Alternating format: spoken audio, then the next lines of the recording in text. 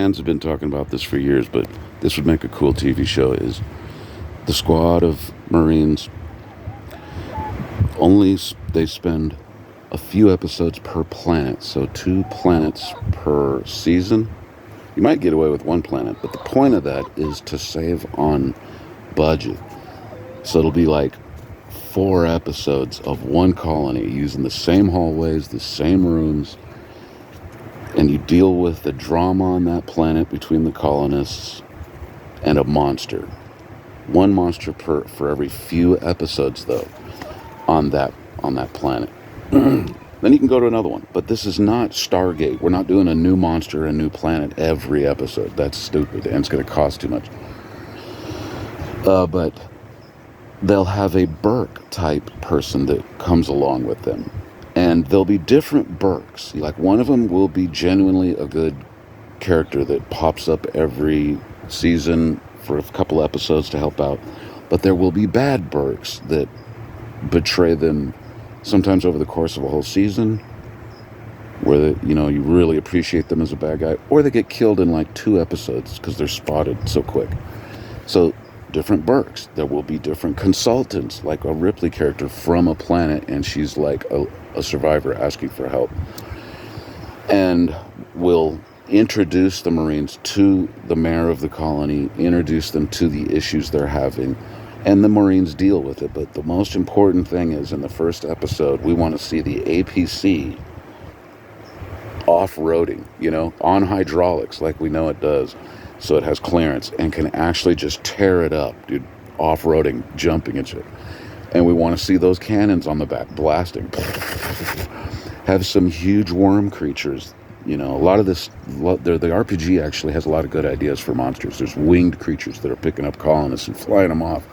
But the point of the show would be to expose us to different types of parasitic monsters, and some will become fan favorites, like the eyeball zombie creature. So that's pretty cool. Have the giant worm, have one with wings.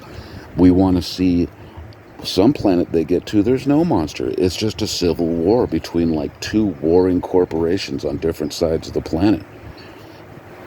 1,000 people over here versus 1,000 over here, and they're having battles, and the Marines got to go in and put it down. So there's plenty of time for drama.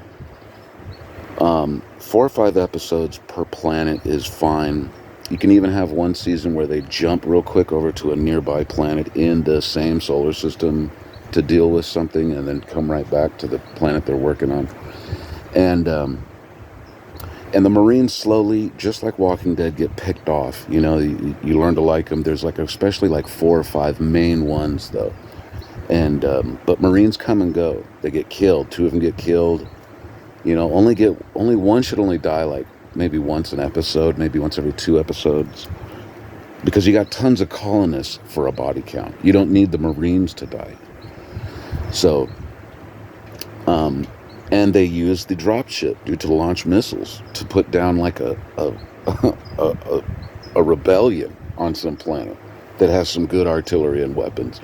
And there's an ambassador episode where 2 warring factions have to get together and work shit out, and basically just show their life.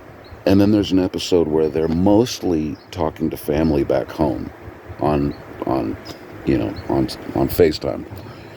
And so it's drama, dude. I'm trying to say save money. Yes, I would love to see the APC in every episode jumping through the air with lasers firing. Yes, I would love to see the dropship fucking launching fucking small nukes at giant crabs and shit. But let's be realistic. To save on money, we spend a few episodes in a single colony for at least 3 to 4 or 5 episodes.